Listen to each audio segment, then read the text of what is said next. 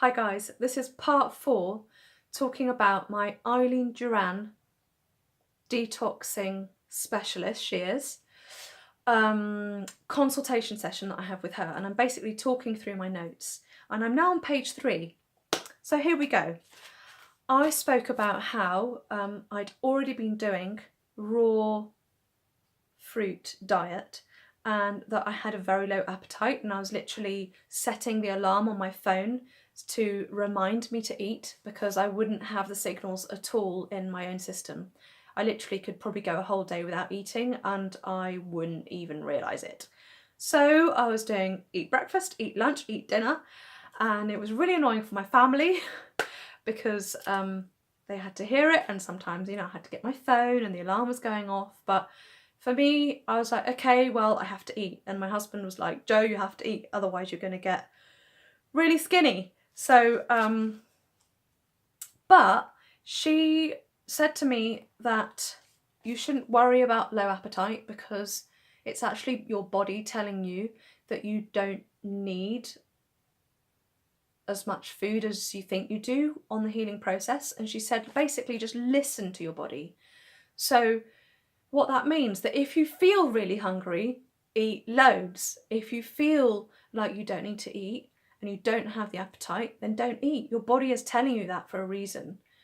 So just work with those fluctuations. And that made me feel less worried that, it didn't matter if I didn't eat loads, even though other people were suggesting that I should. Just really, really connect with what your body needs. So don't force yourself to eat if you don't need to. So you can eat bananas, she said. Eating bananas, even though it's not an astringent fruit, it's a sweet fruit like dates and figs and those kind of things, and prunes.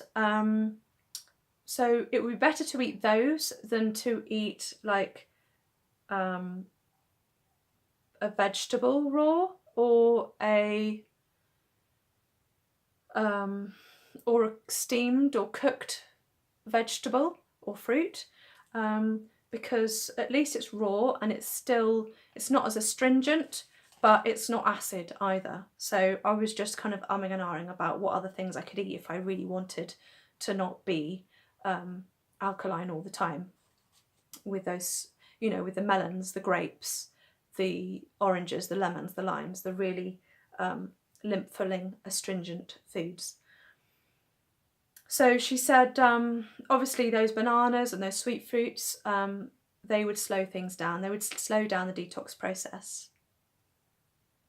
And she said, if you're on the herbal remedies and tinctures, which I am on, having bananas and those kind of things are going to really slow down the process. So you've paid all this money for all your amazing herbs, and if you then go and eat loads of cooked food, it's not really going to allow the herbs to do the work that they need to do.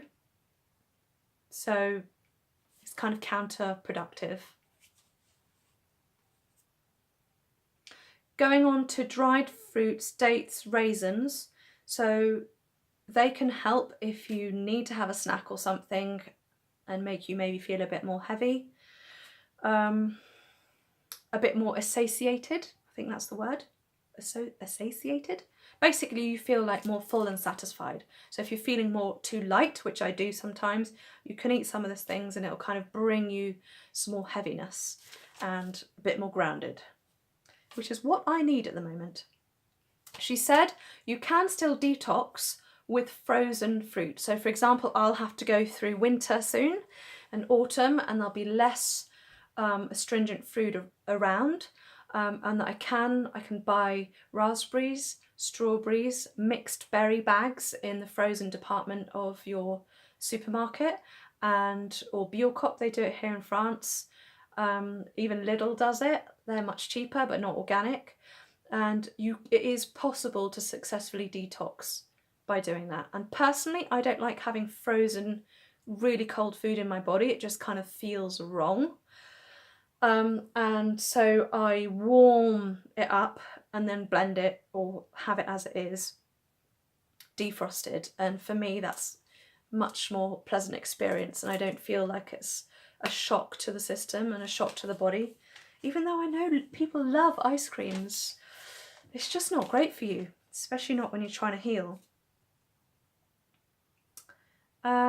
Yeah, amazing. From looking at my eyes, she was able to see which aspects of degeneration or degeneration in my system came from my genetics. So it looks different in your eyes. So she knows, you know, what came from my mum, my dad, my grannies, my grandpas.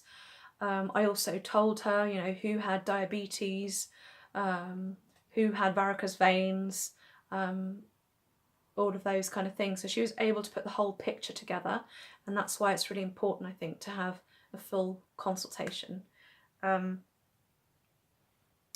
Yeah, so loads of people in my family have diabetes type 2, and she said that my pancreas is genetic, and also because of that, that's why I will get really, really thin as part of the detox process, because when you have a genetic pancreas, it's just what happens. You just get really skinny. And she said, when you sorry guys, I'm not functioning well anymore.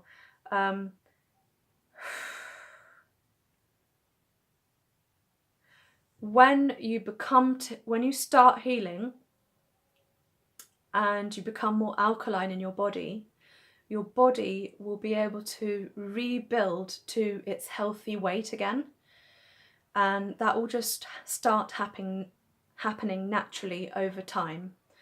And that as long as I'm acidic, I will be skinny.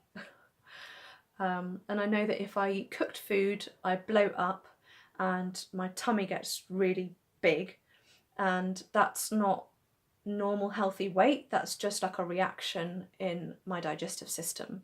So it's not like, oh, I'm suddenly getting a bit fatter or putting on more weight. It's not that. It's just like a reaction. So I will be able to build up my muscle tissue.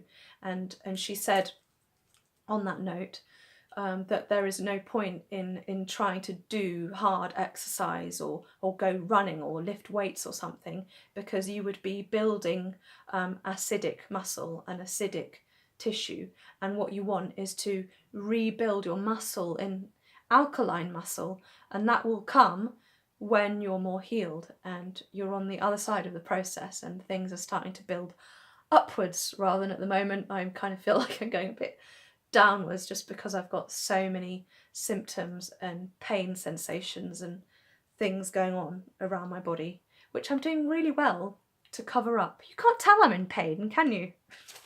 But I am. So I don't think I'm going to do another film just now, because my brain is starting to shut down and I'm way too lightheaded to keep grounded.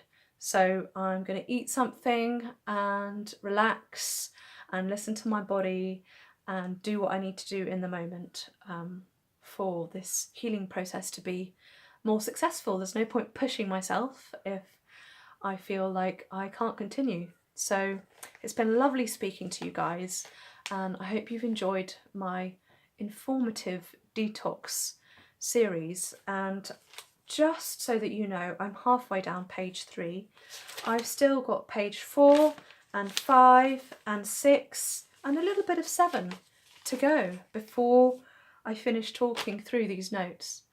So yeah, press the subscribe button and press the like if you feel like you want to continue hearing me talk about all of this, and comment below if you have any questions about this process that I'm going through, and if you want to try it out. I'm very willing to comment and respond to any questions that you have. Lots of love, guys, and I'll speak to you soon. Bye.